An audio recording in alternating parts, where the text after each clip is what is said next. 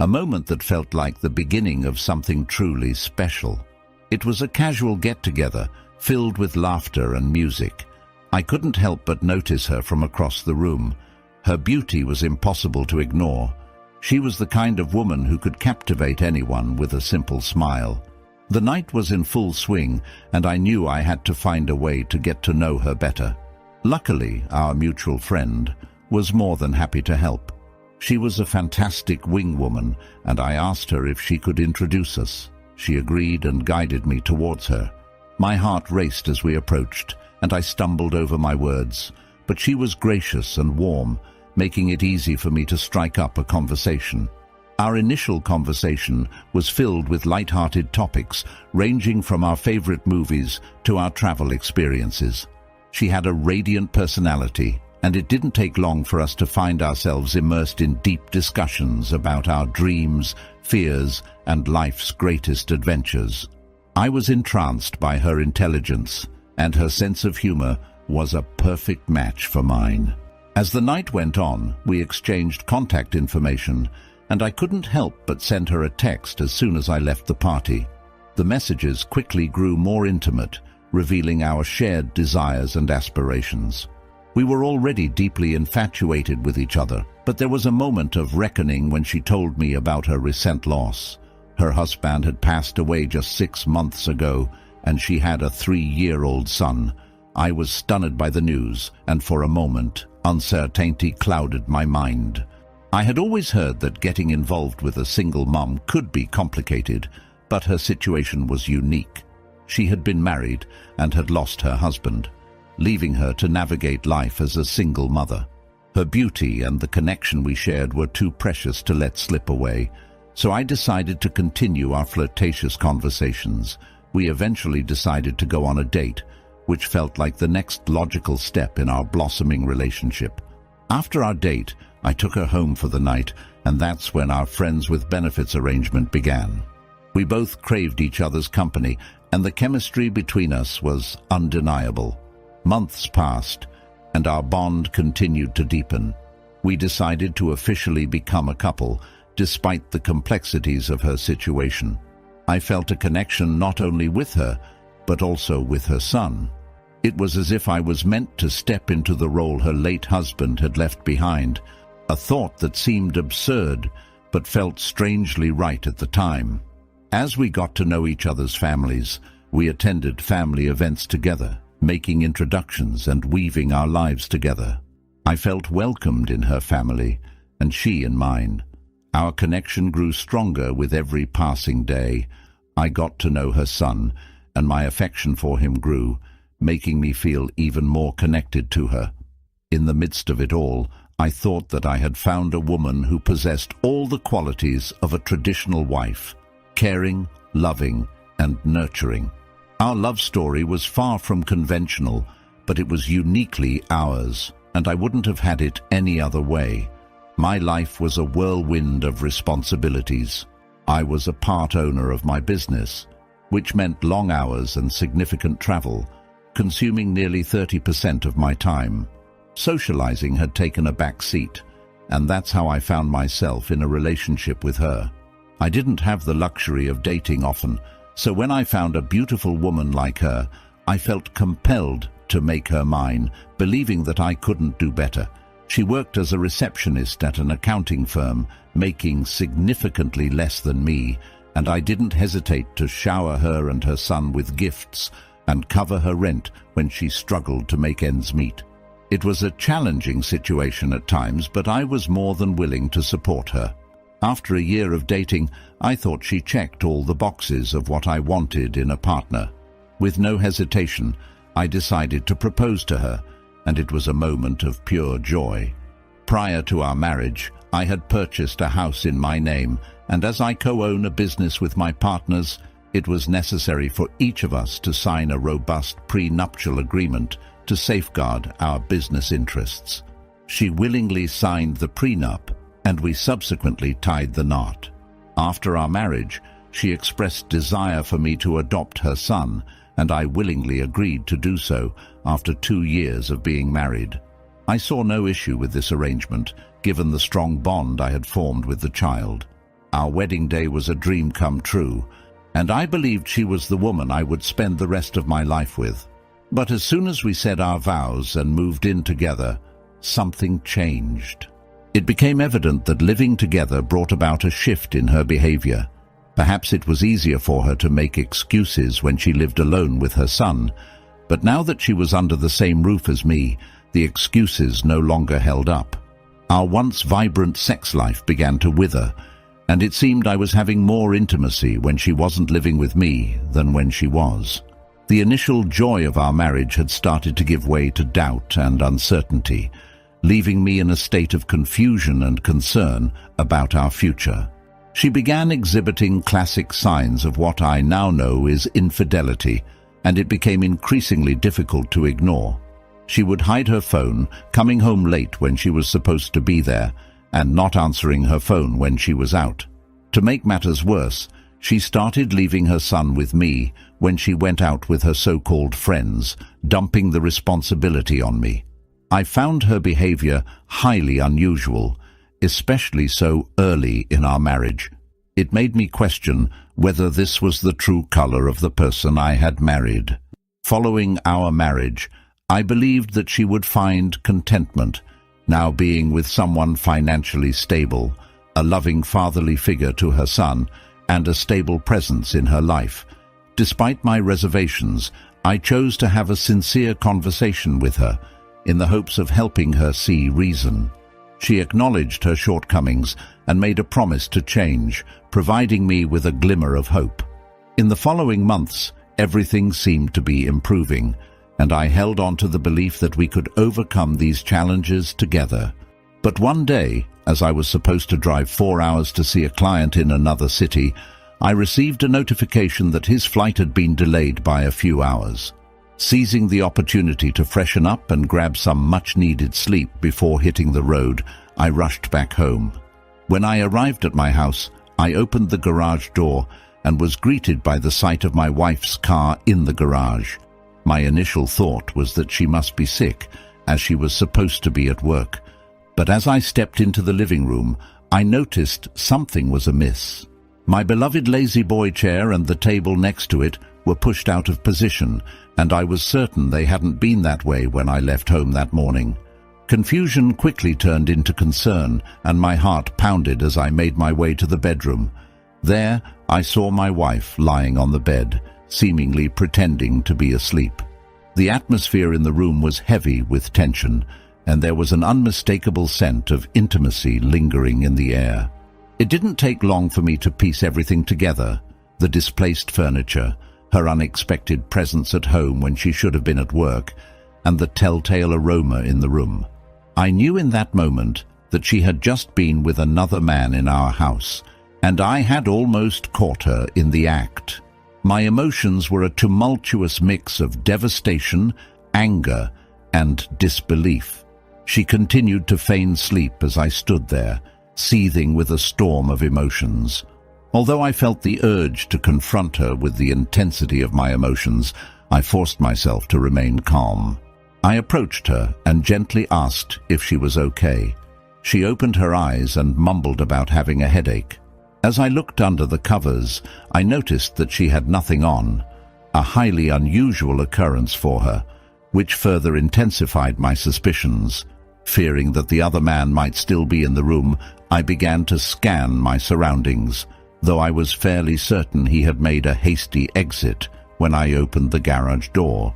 My wife, on the other hand, seemed oddly curious about my actions, repeatedly asking me who and what I was looking for. Her nervousness only served to further convince me that she was aware of my suspicions and had been caught in a compromising situation. As my wife excused herself to the bathroom, I sat on the bed, my heart heavy with the weight of the undeniable truth. For some reason, I decided to pull back the covers on the bed, and my eyes fell on an unmistakable stain, one that revealed the painful reality of what had transpired. It was an X stain on our bed, a cruel reminder of infidelity right in our matrimonial bed. The shock and devastation that coursed through me were overwhelming, and I struggled to comprehend the magnitude of what had just happened. Years of experience as a salesman had taught me patience and how to remain composed in the face of adversity. Despite the overwhelming heartbreak I felt, I knew that revealing my emotions wouldn't help the situation. At that moment, I understood that I had been played. The woman I had believed to be my loving wife had never truly cared for me. She had been using me for her own desires and pleasure.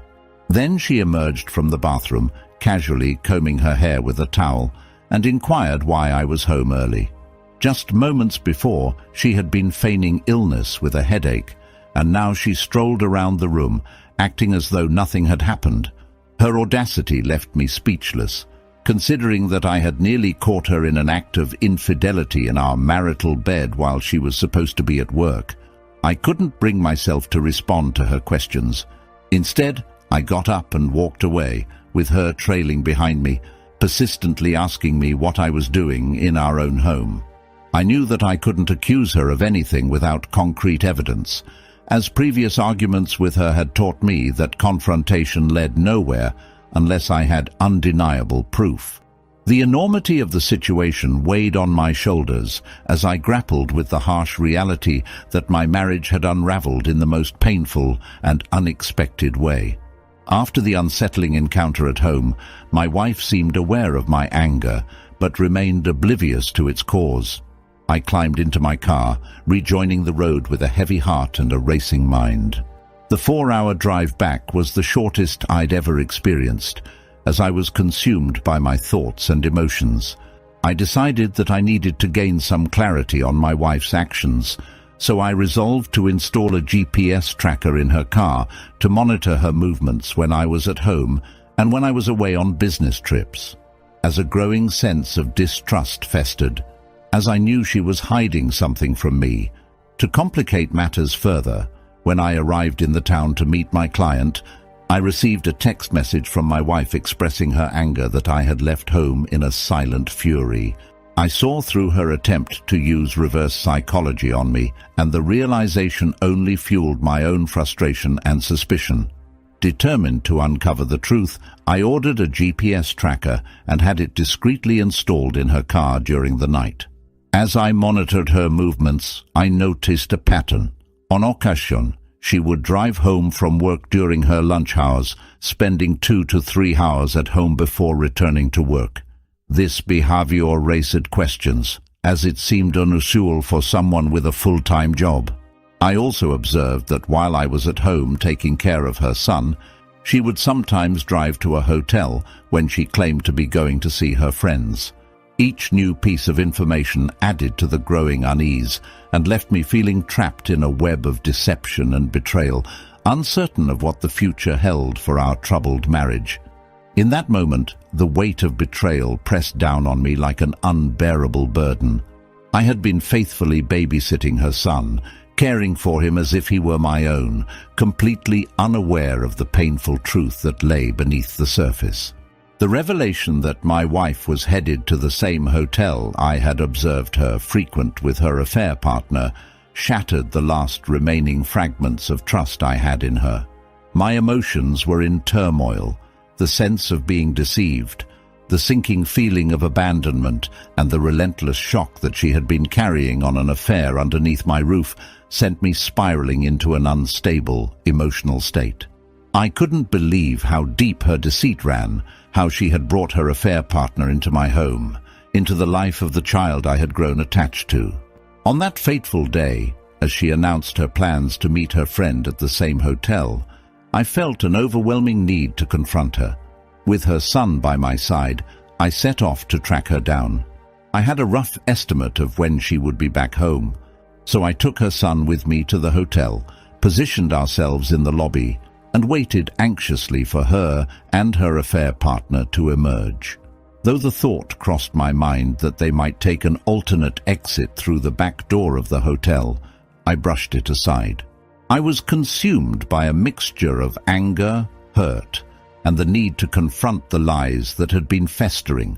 She had underestimated me and believed she could get away with her infidelity, even going so far as to bring her affair partner into our home.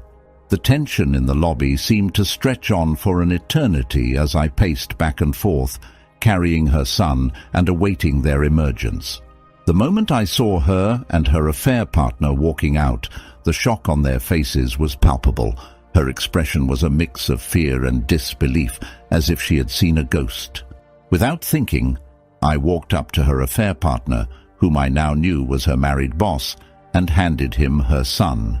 It was a spontaneous decision, one I hadn't even thought through entirely.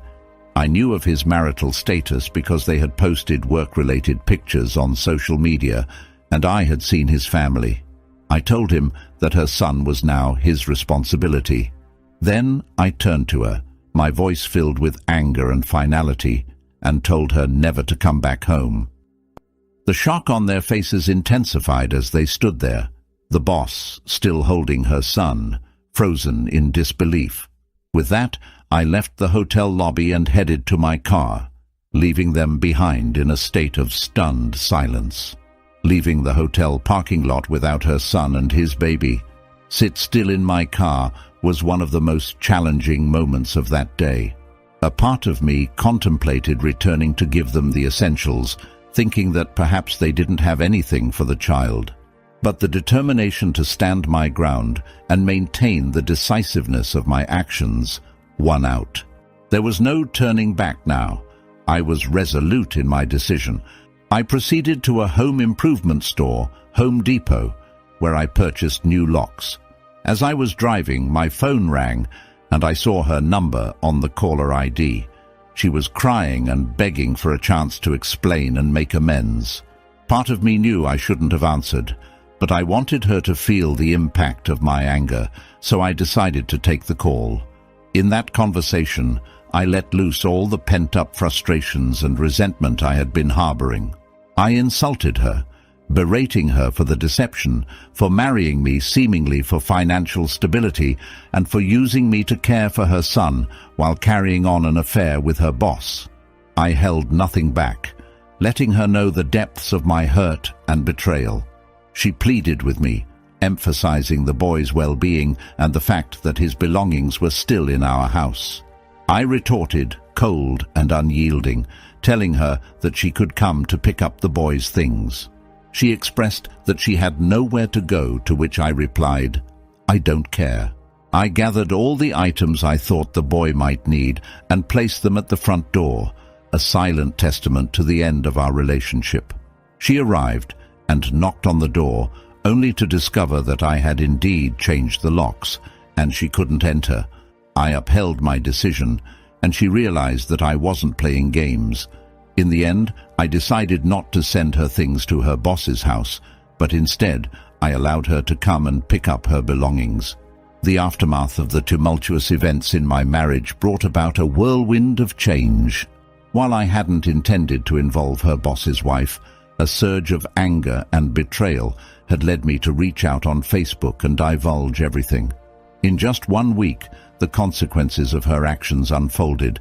She lost her job and found herself without a place to live, staying with a relative. The most challenging part of this entire ordeal was the effect it had on the boy, who was entirely innocent in this situation. I had grown to love him like a son, and I couldn't help but feel heartbroken that our relationship had been abruptly severed. Life is never easy, and I knew the emotional detachment would be a struggle for both of us. In the midst of the chaos, her boss's wife decided to work on her marriage. She was a stay-at-home mum with no financial support. My wayward wife's boss severed all contact with her. The divorce proceedings further highlighted her isolation in this difficult situation, and she faced the challenges of rebuilding her life independently. Thanks to the prenuptial agreement my business partners insisted on, I was able to walk away from the marriage without any financial entanglements, leaving behind a past that was tainted by betrayal and deceit. The entire experience was transformative, changing my outlook on life and relationships.